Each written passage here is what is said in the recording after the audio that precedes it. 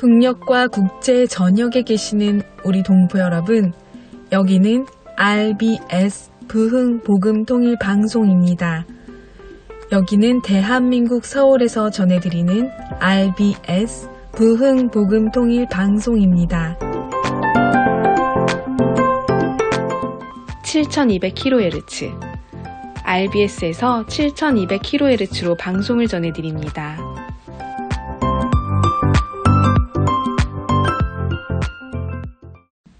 대한민국 헌법 제3조. 대한민국의 영토는 한반도와 그 부속 도서로 한다. 북한에 있는 동포 여러분도 헌법상 대한민국 국민입니다. 혹시 지금 북한을 탈출한 분들 중에 중국 외에 태국, 라오스 등 제3국에 계시다면 대한민국을 국적으로 이야기하십시오. 대한민국, 사우스 코리아라고 이야기하십시오. 그리고 제3국에서 대한민국 대사관을 찾아가시면 됩니다. 대한민국 대사관을 찾아가세요.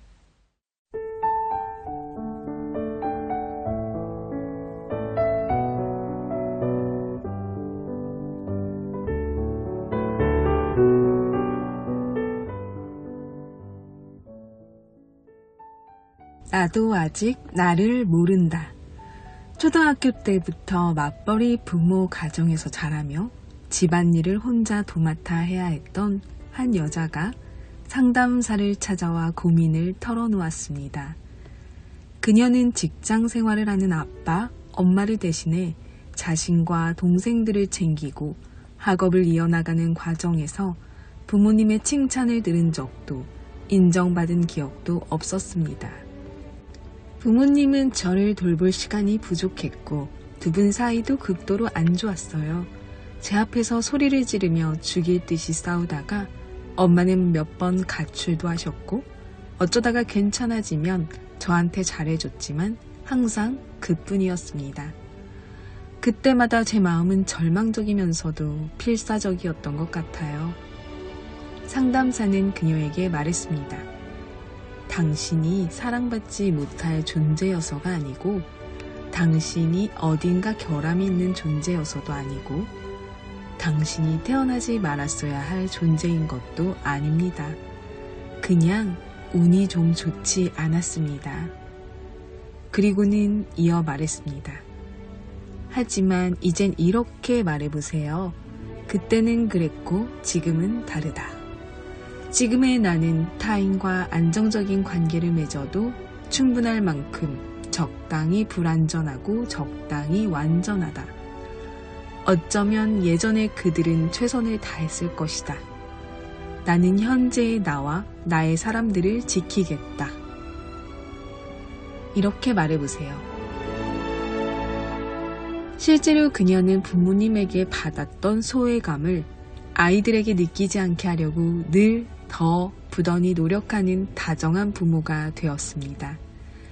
오늘은 늘 부족함을 채우려고 노력하는 당신에게 스스로 칭찬을 해주는 건 어떨까요? 그래, 잘하고 있어. 그동안 참 잘해왔지. 다른 건 몰라도 그건 내가 알지. 어린 시절의 무관심, 상처, 실패 등은 스스로의 뇌와 마음에 큰 상처를 입힙니다. 하지만 과거의 잘못된 과정으로 실패했다고 미래의 삶도 실패여야만 할까요?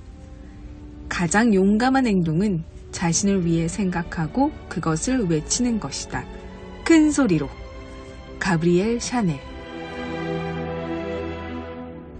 북녘 동포 여러분, 12월 하면 예수 그리스도의 탄생일인 성탄절이 가득가득 기쁨으로 많은 노래가 울리는 날입니다. 오늘 성탄절 노래로 RBS 시작합니다.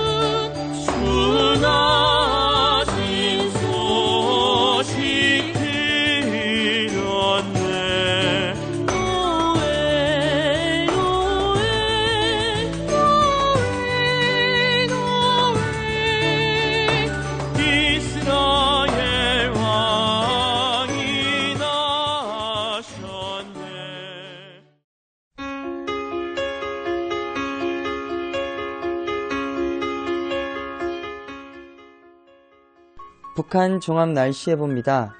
내일 전 지역 대체로 흐리고 새벽부터 평안도와 함경도, 오전부터 황해도, 곳에 따라 비 또는 눈 오겠습니다. 모레는 전 지역 구름 많다가 차차 맑아지겠습니다. 새벽까지 평북과 함경도, 황해도, 늦은 오후부터 함북, 곳에 따라 눈 오겠습니다. 글피는 전 지역 대체로 맑다가 황해도 새벽부터, 평안도 오전부터, 함경도 오후부터 차차 흐려지겠습니다. 예상 적설량은 함남 5에서 10cm, 평안도, 함북, 황해도 2에서 7cm 되겠습니다. 예상 강수량은 함남, 황해도 5에서 10mm, 평안도, 함북 5mm 안팎 되겠습니다. 지역별 날씨 예보입니다. 평안남도 평양. 내일 흐리고 한때 비 또는 눈 오겠습니다. 모레는 구름 많다가 날씨 맑아지겠습니다. 글피는 구름 많고 날씨 흐리겠습니다. 화요일은 날씨 맑다가 구름 많아지겠습니다. 최저기온 영하 6도에서 최고기온 5도까지 오르겠습니다. 평안북도 신의주. 내일 흐리고 오후에 가끔 눈 오겠습니다. 모레는 날씨 맑다가 구름 많아지겠습니다. 글피는 구름 많고 날씨 흐리겠습니다. 화요일은 날씨 맑다가 구름 많아지겠습니다. 최저기온 영하 8도에서 최고기온 3도까지 오르겠습니다. 자성. 내일 흐리고 한때 눈 오겠습니다. 모레는 흐리고 오전에 한때 눈 오겠습니다. 글피는 구름 많고 날씨 흐리겠습니다. 화요일은 날씨 맑다가 구름 많아지겠습니다. 최저기온 영하 18도에서 최고기온 영하 3도까지 오르겠습니다. 황해도, 해주. 내일 흐리고 한때 비 또는 눈 오겠습니다. 모레는 구름 많다가 날씨 맑아지겠습니다. 글피는 날씨 맑다가 흐려지겠습니다. 화요일은 날씨 맑다가 구름 많아지겠습니다. 최저기온 영하 3도에서 최고기온 6도까지 오르겠습니다. 개성. 내일 흐리고 가끔 비 또는 눈 오겠습니다. 모레는 구름 많다가 날씨 맑아지겠습니다. 글피는 구름 많고 날씨 흐리겠습니다. 화요일은 날씨 맑다가 구름 많아지겠습니다. 최저기온 영하 5도에서 최고기온 2도까지 오르겠습니다. 함경남도 함흥. 내일 흐리고 오후에 가끔 비 또는 눈 오겠습니다. 모레는 날씨 맑겠습니다.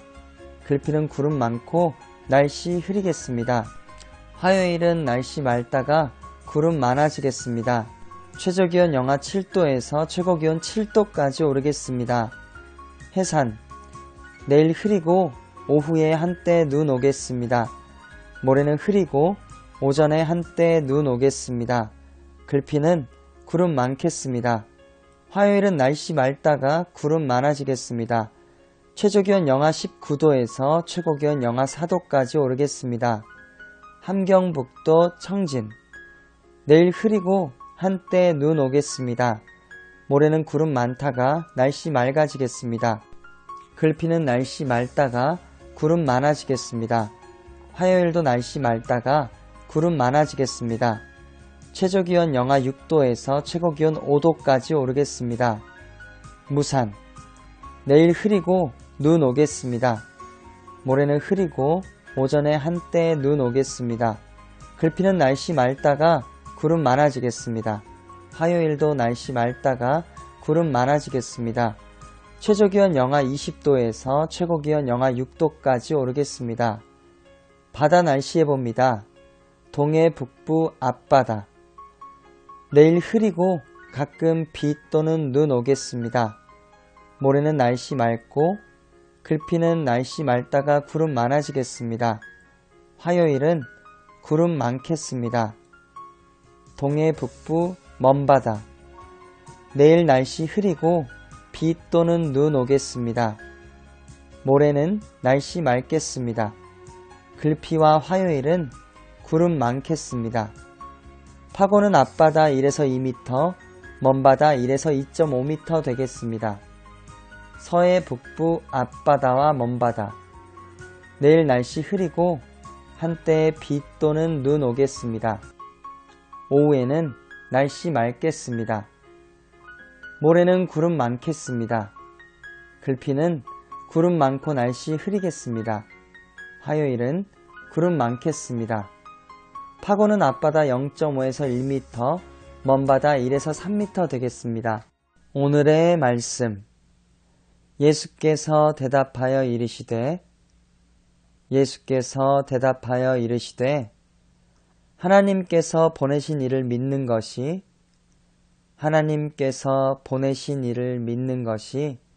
하나님의 일이니라 하시니 예수께서 대답하여 이르시되 하나님께서 보내신 이를 믿는 것이 하나님의 일이니라 하시니 요한복음 6장 29절 말씀. 아멘. 이상 날씨였습니다.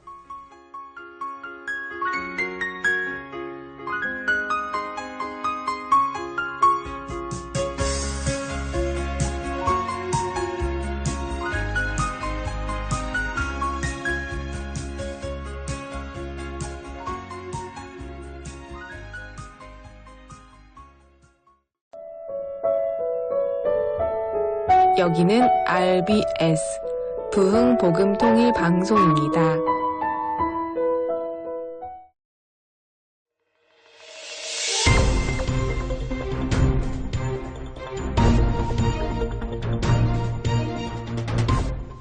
오늘은 북한이 들려주지 않는 한반도 소식을 전해드립니다.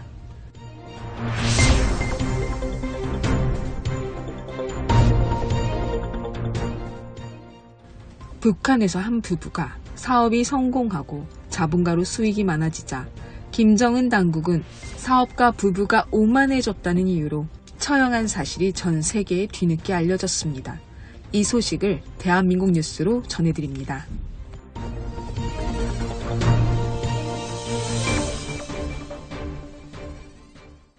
북한에서 한 부부가 사업이 성공하고 오만해졌다는 이유로 처형당한 사실이 뒤늦게 알려졌습니다. 데일리메일은 현지 시간 18일 북한에서 개인 사업을 운영한 부부가 사업이 잘 되자 오만해지고 반공화 국적이 됐다는 이유로 처형당했다고 보도했습니다.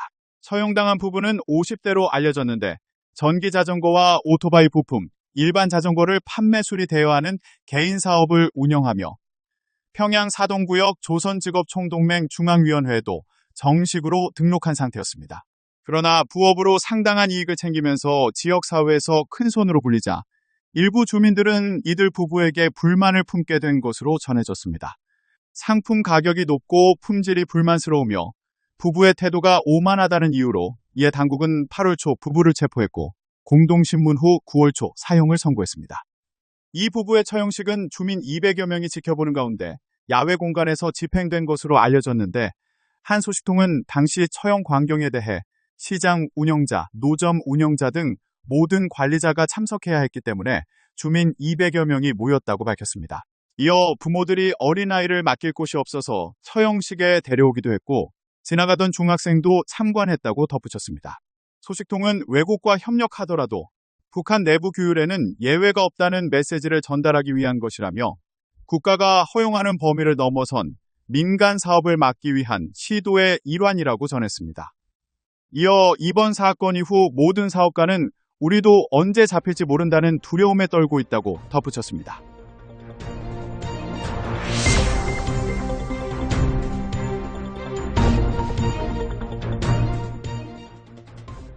북한에서 인터넷을 사용할 수 있을까요? 내부 인트라넷망만 사용할 수 있죠. 대북 라디오를 듣는 우리 동포들은 괴로울까요? RBS를 듣는 우리 동포 여러분들은 어떠신가요? 부정선거로 찬탈한 정권에 대한민국 대통령이라고 말하기도 힘든 이재명이 북한 동포들에게 보내는 대북 방송을 쓸데없이 왜 하냐는 발언을 해서 많은 사람들의 공분을 사고 있습니다. 북한 주민들의 사정을 전혀 모르는 무지몽매, 아니면 북한 주민들의 갈급함은 아예 관심이 없는 사람임이 드러난 것인데요. 대북 방송을 싫어하는 이 누굴까요? 바로 김씨 독재자 아닐까요? 이 관련된 소식을 대한민국 뉴스로 전해드립니다.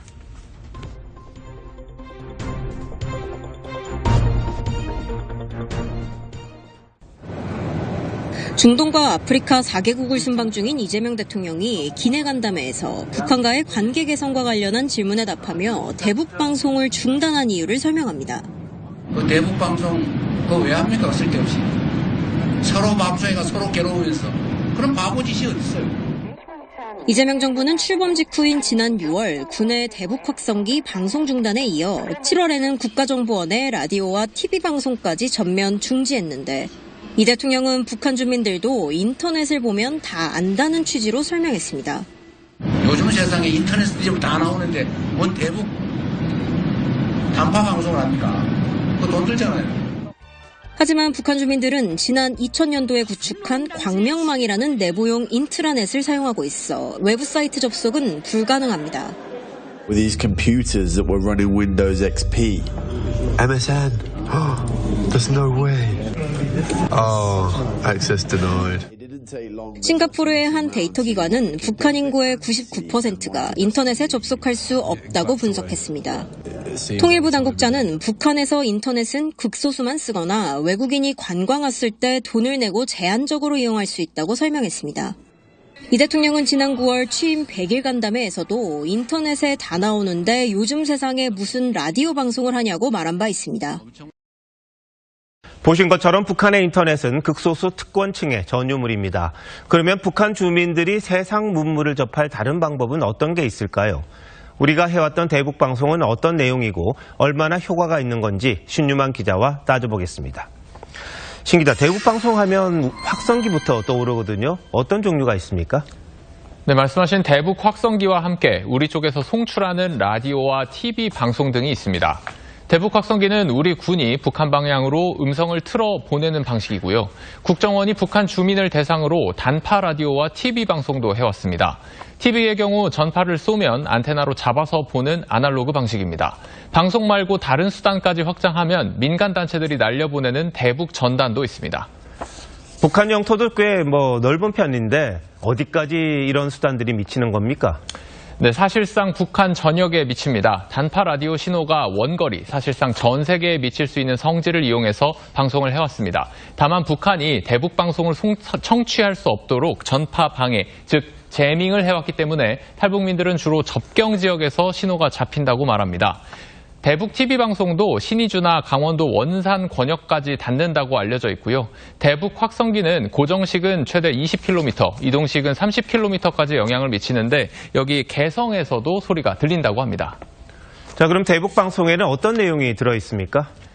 네, 탈북해서 대한민국에 정착한 사람들의 이야기, 또 대중가요나 최신 풍습 등을 알려준다고 합니다. 탈북민들에 따르면 통제사회에 살다가 자유로운 삶, 우리나라 K컬처 소식 같은 걸 들으면 설레고 감동적이라고 하는데요. 남한 정착 후 국방부와 함께 대북 방송을 직접 진행했던 탈북민 유튜버 강나라 씨의 이야기를 들어보시죠.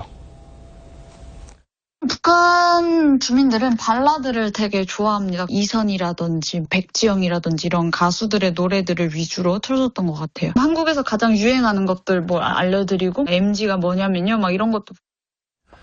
대북방송 역할이 분명히 있는 것 같은데요. 이재명 대통령은 중단해도 문제 없다고 그랬잖아요. 지금 상황도 괜찮은 겁니까? 네, 이재명 정부는 대통령 취임 일주일 만인 지난 6월 대북 확성기 방송을 중단하고 순차적으로 확성기도 철거했습니다. 우리 군의 자유의 소리 라디오 방송은 지난 9월 1일부터, 노무현 문재인 정부 때도 유지했던 국정원 라디오와 TV 방송도 7월부터 송출을 중단한 것으로 알려졌습니다. 대북전단 금지법이 2023년 헌재에서 표현의 자유를 억압한다는 이유로 위헌 판결을 받자 민주당은 최근 통제공역에서 무인 기구를 날리는 것을 금지하는 항공안전법 개정안을 발의했고 법안은 현재 법사위를 통과한 상태입니다.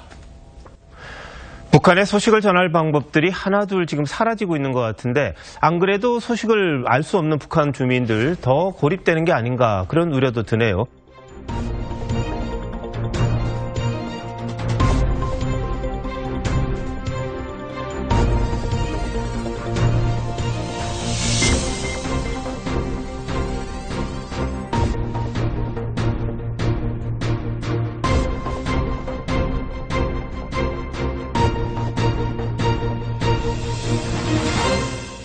지금 시간은 한국 근현대사 바로 알기 시간입니다. 오늘은 제8강 질병의 멍에를 끊고 조선을 자유케 하다. 함께 듣겠습니다. 에비슨 선교사는 자기 같은 외국인 의사 몇 명만으로 조선 의료를 책임질 수 없다는 사실을 깨달았습니다. 결국은 조선인 의사들이 조선인을 돌보아야 하기 때문에 더 많은 의사를 교육시켜 배출하는 일이 시급하다고 생각했죠. 그는 조선인 의학생들을 가르치기 위해 한글로 된 해부학 교과서가 필요하다는 것을 절감했습니다. 에비슨 선교사는 열정을 다해 해부학 책을 번역했지만 원고가 사라지거나 불에 타는 좌절을 맛보아야 했습니다. 그러나 에비슨 선교사는 포기하지 않고 마침내 김필순 번역, 에비슨 교열의 첫 한글 해부학 교과서인 해부학을 1906년 완성했습니다. 그 후로도 여러 교재를 한글로 집필해 조선인 의사를 키우는 일에 최선을 다했습니다. 세브란스 병원 의학교는 1908년 우리나라 최초의 의사 면허를 부여받은 제1회 졸업생 7명을 배출했습니다. 1909년 학교 이름을 세브란스 의학교로 개칭하였고 1913년에는 서울에 있던 각 선교 교파가 공동으로 세브란스에 지원하게 되면서 학교 이름을 세브란스 연합의학교로 바꾸었습니다. 1917년에는 전문학교 규칙에 따라 세브란스 연합의학전문학교로 인가되었습니다. 당시 일제에 의해 운영되던 관립의료기관이나 학교와는 달리 세브란스는 유일하게 조선인을 위한 병원이자 의학교육기관이었습니다. 일제 말기에 학교의 이름이 아사히 의학전문학교로 바뀌는 어려움을 겪기도 하였으나 해방과 함께 세브란스 의과대학으로 재탄생하였고 1957년 세브란스 의과대학과 연희대학이 하나가 되면서 연세대학교가 탄생하게 되었습니다.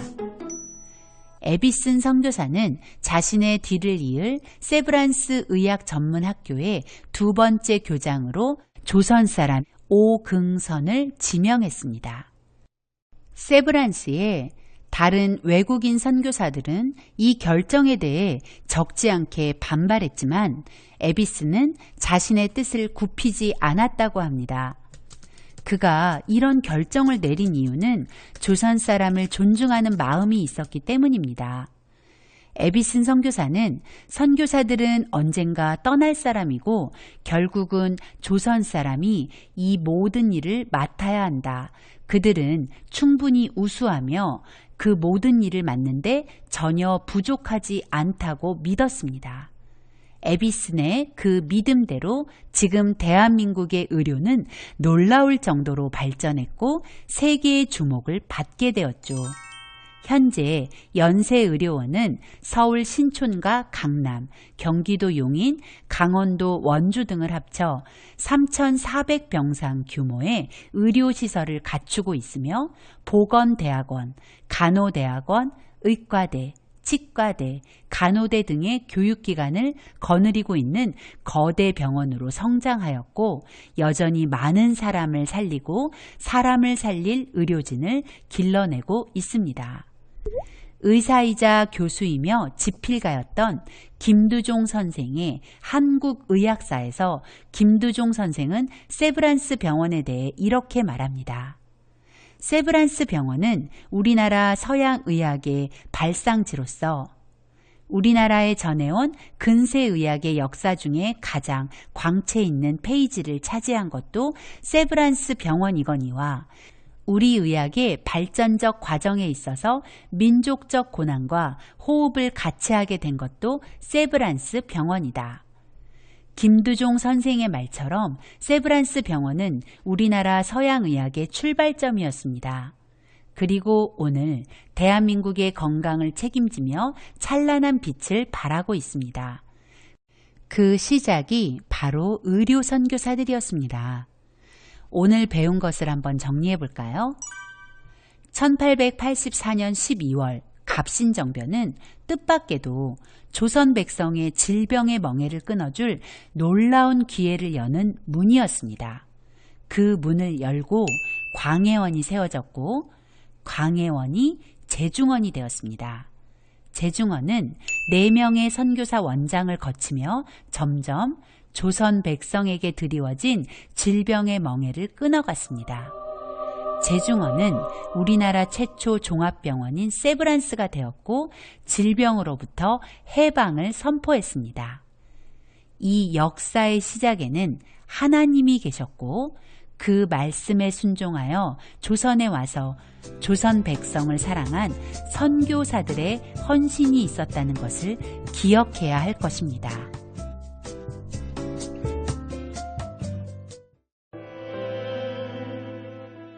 북녘 동포 여러분, 주님 안에서 정말 많이 사랑합니다. 저는 다음 주 화요일 밤 11시에 또 찾아올게요. 서울에서 방한나였습니다. 때로는 너의 앞에 어려움과 아픔이 지